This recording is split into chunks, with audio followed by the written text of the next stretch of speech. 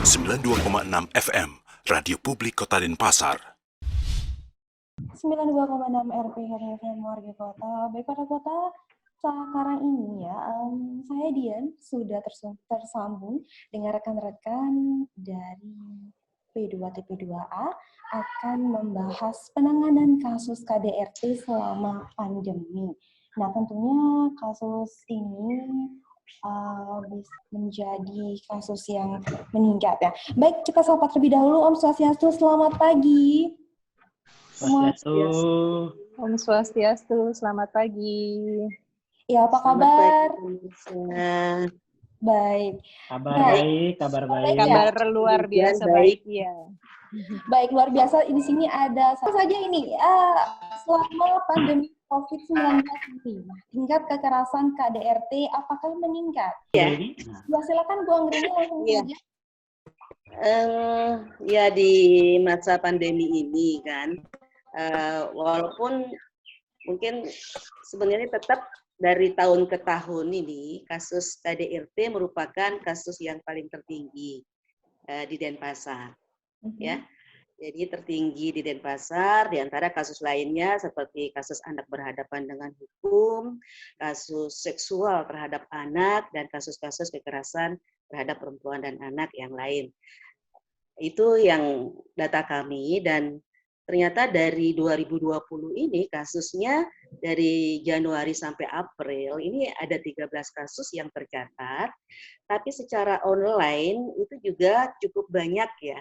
Cukup banyak, dan ternyata banyak masyarakat dari kabupaten lain juga mengakses, karena ketika mereka butuh informasi, ketika mereka klik Google, ternyata yang muncul adalah P2TP2 Kota Denpasar gitu. Jadi telepon kami, HP kami juga. Jadi mereka ternyata ada yang dari Kabupaten Tabanan juga mengakses, dari Kabupaten Buleleng juga mengakses, dan Badung juga yang paling banyak. Cuma itu jadi catatan online kami bahwa itu dari kabupaten yang masuk kepada kami. Khusus untuk Kota Denpasar memang baru ada 13 kasus KDRT, cuma ada beberapa juga kasus mungkin di bulan Mei yang lebih banyak online ya. Lebih banyak online, itu ada juga misalnya ada kawan-kawan yang merasa jadi korban atau berkasus dalam rumah tangganya itu dari rujukan seperti Senator Arya Wedakarna.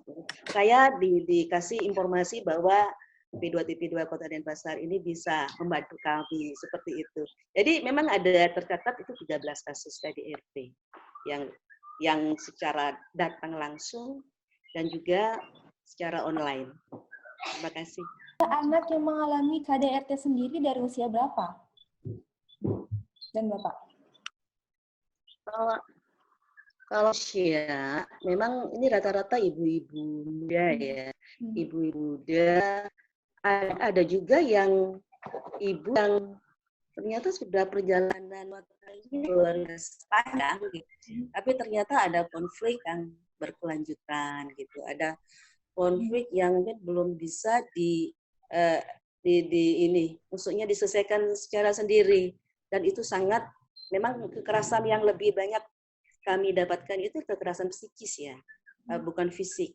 Tapi ada beberapa catatan yang menarik yang masuk adalah ketika pandemi ini ternyata cukup berpengaruh dalam persoalan KDRT ini.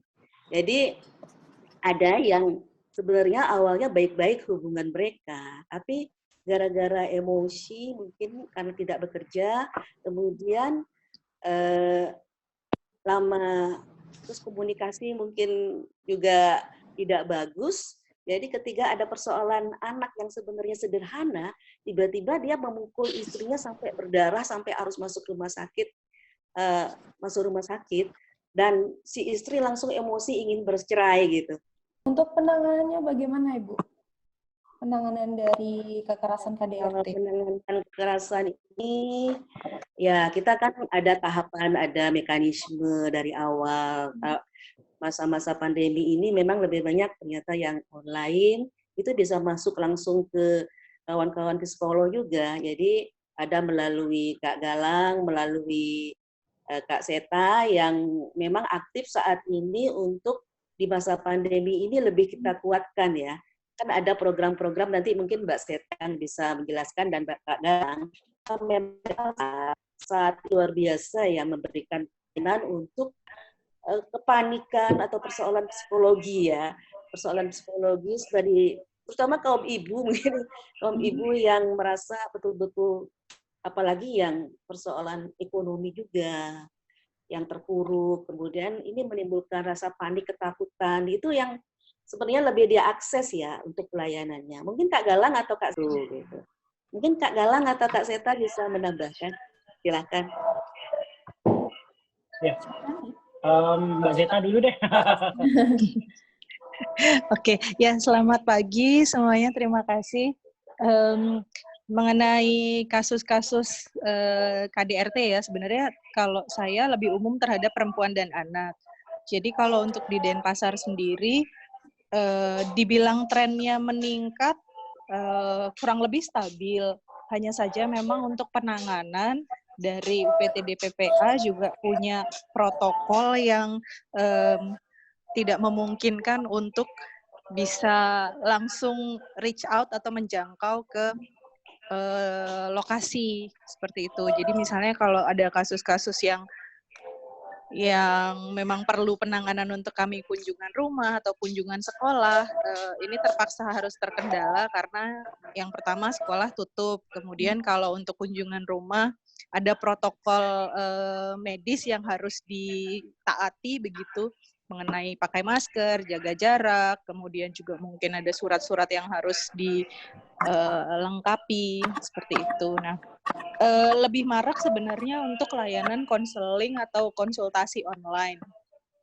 Jadi kebetulan kalau dari Kementerian Kesehatan, Kemenkes dan Kemen PPA Pusat itu bekerja sama dengan Telkom mengadakan layanan call center yang namanya Sejiwa atau Sehat Jiwa. Ini bisa dijangkau di call center 119. Nah, itu khusus untuk COVID-19 dan kemudian yang khususnya untuk pelayanan psikologi atau konsultasi psikologinya bisa di extension 8. Jadi 119 extension 8. Baik. Oke, mohon izin menambahkan sedikit. Jadi tadi Mbak Zeta sama Bu Anggreni sudah sempat menyinggung tentang konseling online biasanya, terutama terkait dengan penanganan kasus-kasus kekerasan. Selain dari pusat, dari kementerian, kita juga di Kota Denpasar kan punya layanan konseling online juga. Nah, kemarin itu sudah sempat kerjasama dengan istilahnya berbagai OPD bekerja sama jadi satu. Itu ada di Dinas Kesehatan kalau saya nggak salah, itu yang paling baru. Dari mobil konseling ceria juga ada gitu ya. Jadi setiap warga kota bebas mengakses itu dan semua layanannya bebas biaya gitu. Jadi bisa difasilitasi oleh pemerintah kota mulai dari kasus-kasus terkait dengan COVID ataupun kasus-kasus yang sebenarnya tidak terkait dengan COVID tetapi perlu pendampingan psikologi. Nah, itu yang sudah biasanya dilakukan oleh kita-kita para tenaga profesional di bidang kesehatan mental di lingkungan Kota Denpasar dan juga melibatkan OPD seperti P2TP2A seperti itu. Kalau memang ternyata nanti ada kasus-kasus kekerasan, nanti kita akan rujuk ke OPD-OPD terkait kalau misalnya ada masalah-masalah yang lebih spesifik gitu misalnya. Ya, untuk waktu konseling sendiri ada jamnya, harinya begitu? Apa setiap hari bisa? Pada dasarnya setiap hari bisa, cuma kita sudah ada pembagian tugas, jadi di hari apa konselor atau psikolog yang mana yang bertugas, itu kalau untuk konselingnya yang online. Tapi kalau untuk layanan di UPTD PPA sendiri, itu kan Senin sampai Jumat ya, di hari kerja pada umumnya. Gitu juga, tapi memang ada batasannya sendiri ya Bu Anggreni ya. Jadi mungkin tidak seramai yang dulu karena kita ada pembatasan jarak juga gitu.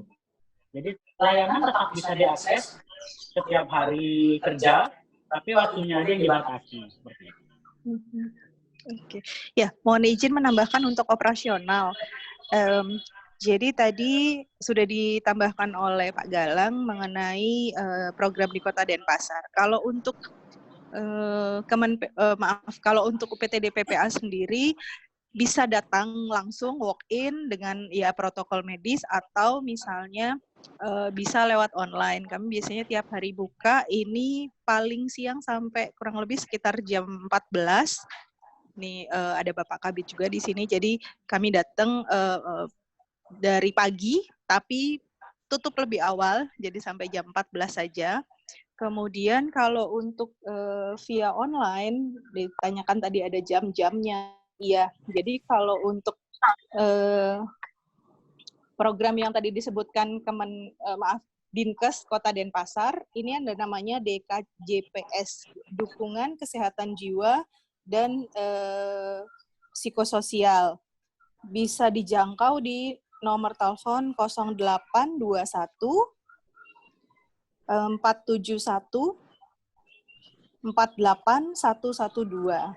Ini yang untuk DKJPS dari Dinkes Kota Denpasar. Bisa diakses dari jam 8 pagi sampai dengan jam 8 malam, ini untuk layanan konsultasi psikologinya. Sudah ada jadwalnya. Dan termasuk kami juga membantu sebagai tenaga konselor di sana, saya dan Pak Galang. Kemudian sama juga dengan mobil konseling ceria, jadwalnya dari jam 8 pagi sampai dengan jam 8 malam. Seperti itu, sudah ada jadwal-jadwalnya. Kalau konseling UPTD PPA sendiri kami secara online kami tidak batasi waktu ya. Tapi akan lebih baik kalau situasinya ya kita masih fresh di pagi hari seperti jam kerja. Selain itu ada juga nomor Kemen PPA ini untuk nasional, mungkin bisa dicatat di 0821 2575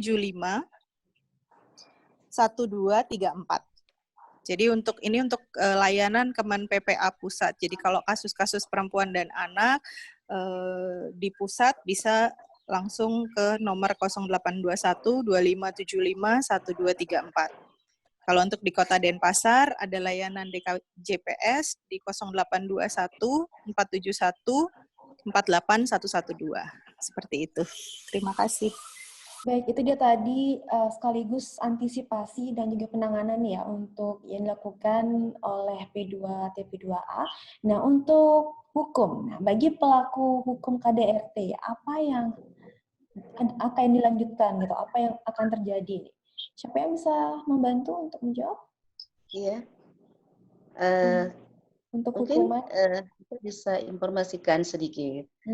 Kalau kita kan mengambil langkah-langkah hukum, biasanya kan tidak hanya persoalan KDRT yang masuk ke kami, tapi juga kami wajib melakukan pendampingan terhadap kasus seksual yang menimpa terhadap anak. Itu juga ketika anak-anak berhadapan dengan hukum, ini yang paling sering mengakses layanan kami.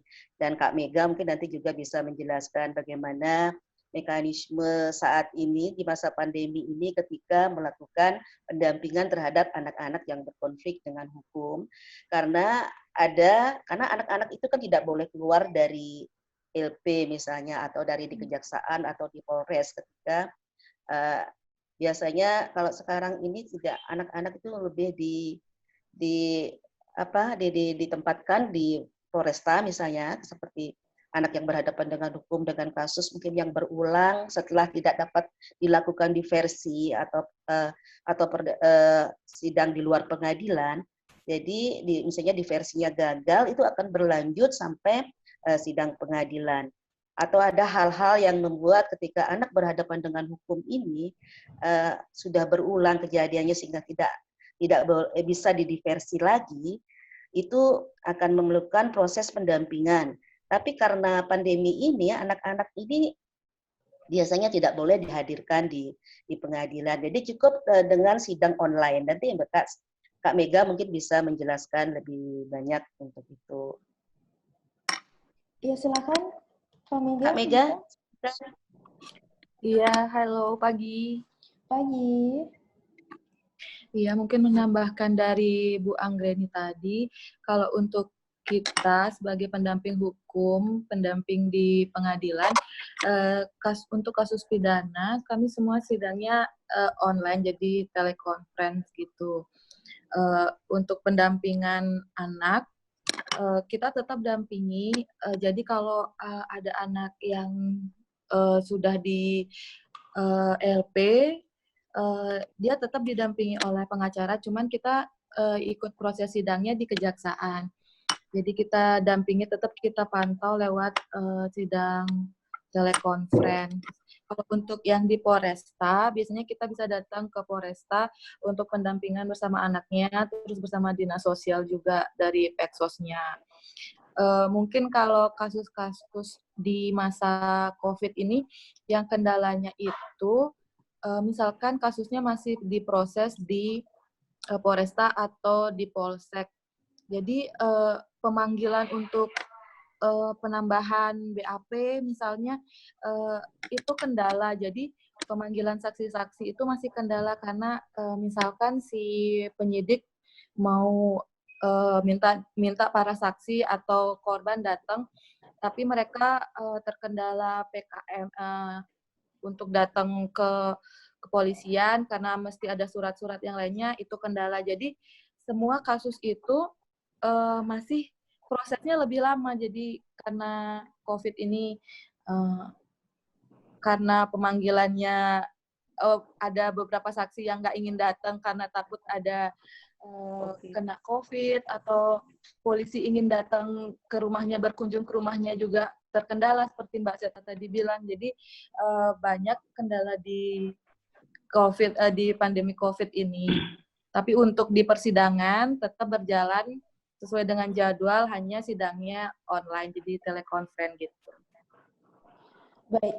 Nah, kira-kira nih, tips untuk mengurangi KDRT apa saja sih bagi keluarga khususnya? Apalagi kan kebanyakan sekarang aktivitasnya di rumah ya, daripada di luar rumah. Iya. Mungkin bisa kita informasikan juga, karena beberapa kasus ya yang kami tanganin itu cukup apa ya, soal persoalan psikologis yang ternyata lebih mengganggu gitu. Jadi mereka tuh curhat terus, dan itu bahkan kadang-kadang tidak kenal waktu. Jadi bisa jam 1 malam tiba-tiba curhat, Bu, saya ini mau diusir sama ipar, sama mertua gitu. Padahal ternyata ketika akhirnya kita sudah memediasi mereka, dan suaminya meyakinkan itu tidak ada, itu semenjak istri saya tidak bekerja, Mbak. Gitu. Semenjak istri saya tidak bekerja tuh kok pikirannya langsung menuduh ya, terus saya dituduh selingkuh, saya dituduh mau mengusir dia gitu. Padahal sebenarnya tidak ada gitu. Jadi kami akhirnya lebih merujuk ke persoalan psikologis ya. Jadi kita bahkan merujuk ke misalnya kalau memang ini sangat mengganggu, mungkin kami langsung refer ke Rumah Sakit Ongaye. Di situ ada psikolog dengan alat-alat yang lebih kuat, kemudian ada psikiater juga yang bisa menerima gitu. Jadi kita langsung kasih surat rujukan ke Rumah Sakit Ongaye. Tapi kalau memang sudah cukup bisa diselesaikan oleh kawan-kawan Mbak Seta atau Mas Galangnya, mungkin itu sudah bisa lebih menguatkan gitu. Mungkin Mbak Seta bisa juga sama Mas Galang tip-tip apa sih yang lebih perlu dikuatkan. Ya, mungkin begini, ketika situasinya ini pada situasi sehari-hari, biasanya akan ada waktu atau momen di mana anggota keluarga itu tidak berada di rumah. Jadi misalnya anak pergi ke sekolah, kemudian ayah dan ibu pergi bekerja, keluar rumah, gitu. Nah, saat ini tantangannya adalah hampir semua anggota keluarga itu berada di rumah pada waktu yang sama, begitu. Jadi orang tua juga punya tantangan begitu untuk membagi waktu, membagi peran, kapan WFH atau bekerja dari rumah, kapan juga membimbing anaknya untuk SFH atau belajar dari rumah. Jadi ini sebenarnya satu momen yang bagus begitu ya untuk masing-masing keluarga inti, terutama ayah, ibu, dan anak, itu untuk membangun bonding atau membangun kelekatan emosional begitu, dengan cara komunikasi. Jadi kita tahu sebenarnya hambatan selama ini itu seperti apa sih ketika ada miskomunikasi dalam keluarga begitu. Jadi tantangannya memang untuk masing-masing anggota keluarga ya, untuk anak iya, kemudian untuk orang tua ayah dan ibu juga iya begitu. Jadi ya bagaimana caranya untuk menjaga peran itu tetap seimbang pada situasi seperti ini. Jadi stressful pasti ya, karena namanya situasi baru, kondisi baru begitu. Tapi dengan ya kita tetap optimis, kita juga tetap mawas diri, menjaga kondisi kesehatan baik itu fisik maupun mental supaya tidak mempengaruhi anggota keluarga yang lainnya. Seperti itu. Iya, ada lanjutan dari Pak Galang, silakan. Ya, cuma mau menambahkan dikit aja, tadi Mbak Zeta sudah menceritakan cukup banyak juga, udah padat juga gitu ya. Jadi pada dasarnya komunikasi di saat-saat yang tidak pasti seperti ini itu malah justru penting sekali gitu ya. Karena kita kan nggak tahu juga, katakanlah kita nggak tahu kapan pandemi ini selesai. Terus cara mengobatinya juga masih belum jelas gitu kan. Obat juga belum ditemukan, sudah ditemukan atau belum kita nggak tahu. Nah, yang bisa kita lakukan adalah kita beradaptasi dalam situasi seperti ini gitu. Kalau seandainya kita tidak bisa beradaptasi dalam situasi yang menuntut kita untuk berubah secara cepat, betul kata Mbak Zeta, ini bakalan jadi stres banget nih buat kita. Nah, itu juga mesti kita belajar bagaimana sih caranya kita istilahnya menyesuaikan diri, atau bahasanya kita coping dalam situasi yang menekan seperti ini. Nah, tadi tips dan triknya sudah dikasih tahu sama Mbak Zeta, komunikasi itu malah justru yang paling penting dalam situasi seperti ini, karena ketika bertemu semua orang nih, semua keluarga inti bertemu, kalau ini rentan sekali menjadi ada miskomunikasi gitu. Makanya ada kejadian-kejadian seperti yang tadi Bu Anggreni ceritakan. Nah, itu sudah kelihatan di sini masalahnya, pasti ujung-ujungnya karena komunikasi. Seperti itu, diawali dengan pesan yang tidak tersampaikan dari satu ke pihak lain. Jadi, yuk kita coba komunikasi yang efektif, ayo kita coba menyampaikan keluh kesah dengan cara yang lebih terstruktur seperti itu. Jadi supaya masing-masing anggota keluarga itu bisa memahami, dan sekeluarga itu akhirnya bisa coping dengan situasi saat ini. Itu aja. Baik, ada teman lagi? Mungkin saya perlu tambahkan, ada ini kan ada satu kasus juga yang ternyata di dalam situasi pandemi ini memang lebih membangkitkan emosi ya, mungkin seperti misalnya merasa ada ancaman kekerasan oleh dalam satu keluarga gitu. Mungkin tidak hanya pasangan tapi juga ada keluarga yang lain seperti mertua atau ipar gitu. Ini ada satu kasus yang menarik, mungkin ketika kita memang ternyata harus dalam situasi pandemi ini kita kan agak berhati-hati untuk kontak langsung gitu. Tapi ada satu hal yang memang harus membutuhkan kita harus cepat gitu menangani, karena ada kekerasan yang ada ancaman kekerasan yang membutuhkan bahkan mungkin harus lapor ke polisi gitu. Jadi itu ada tindakan yang harus kami lakukan, apakah seperti misalnya memang home visit yang kami tetap hati-hati, kemudian kita coba memberikan pendampingan misalnya kalau memang dia itu harus ke polisi, atau kemudian ketika harus ke rumah sakit misalnya seperti itu. Jadi untuk membutuhkan visum. Itu hal-hal yang memang dalam masa pandemi ini kita harus juga lakukan dalam situasi pelayanan yang tanggap gitu, yang cepat karena ada ancaman kekerasan misalnya, yang sangat mengkhawatirkan.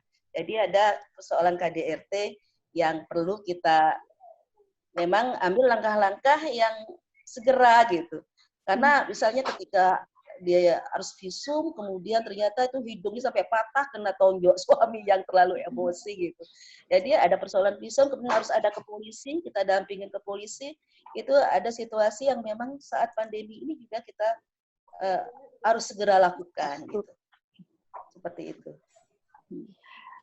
Sedikit tambahan mungkin dari saya terkait dengan tadi, kita sudah mengefektifkan fungsi keluarga begitu ya dalam situasi pandemi.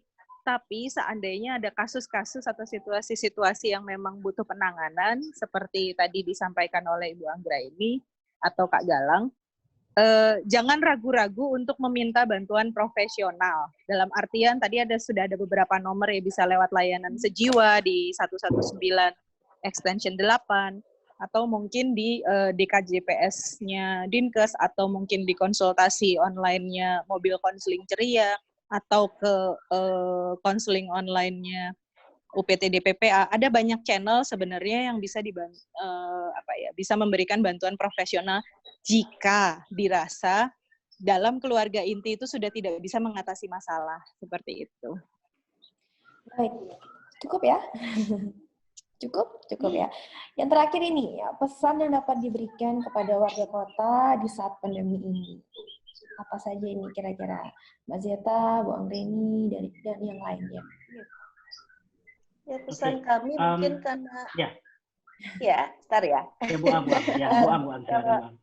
Menurut kami kan memang ini masa PSM ini kan ada lumayan pembatasan kan untuk akses Denpasar. Tapi khusus untuk warga Denpasar, kami memang UPTD PPA yang sudah mengganti nama ya dari P2TP2 sebelumnya. Jadi mungkin bisa lebih dimasyarakatkan lagi bahwa P2TP2 sudah berubah menjadi UPTD dan bisa diakses. Dan tempat kami ada di wilayah Lumintang. Kalau memang harus datang gitu ya, harus datang bisa kami terima dari hari Senin sampai Jumat ya.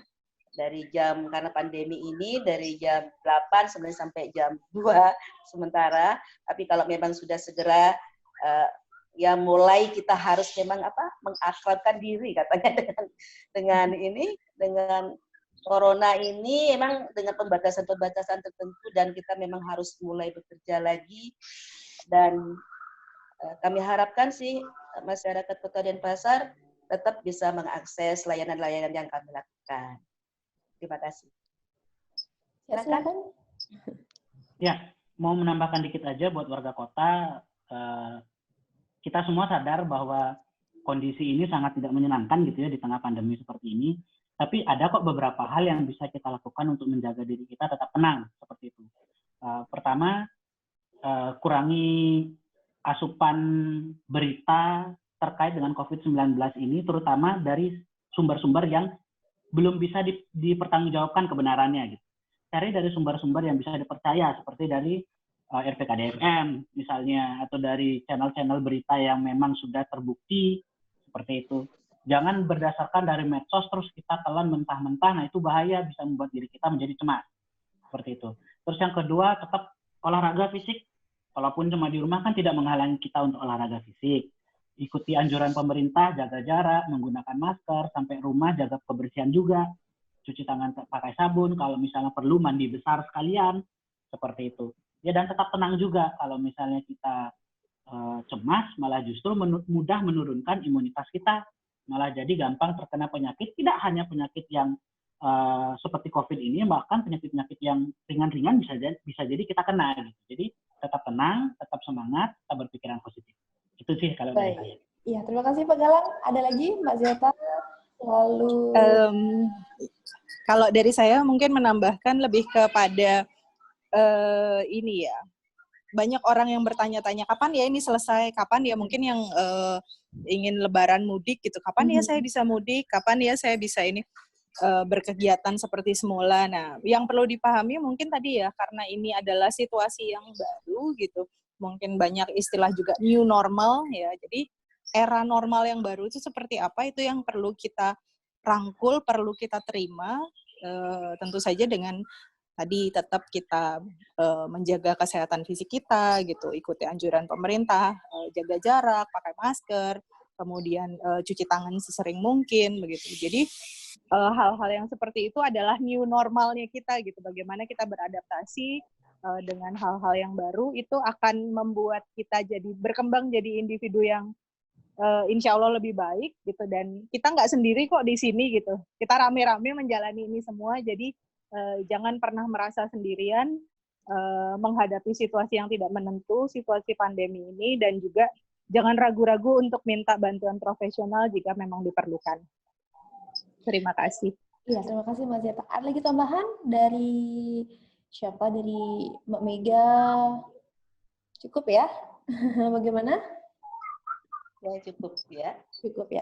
Baik, Waragota, itu dia tadi ya perbincangan kita terkait dengan penanganan kasus KDRT selama pandemi berlangsung. Semoga segala informasi yang sudah diberikan dari narasumber yang terpercaya ya tentunya bisa bermanfaat untuk Anda. Jangan kemana-mana, program acara Jelita masih menjumpai Anda hingga nanti pukul 10 pagi.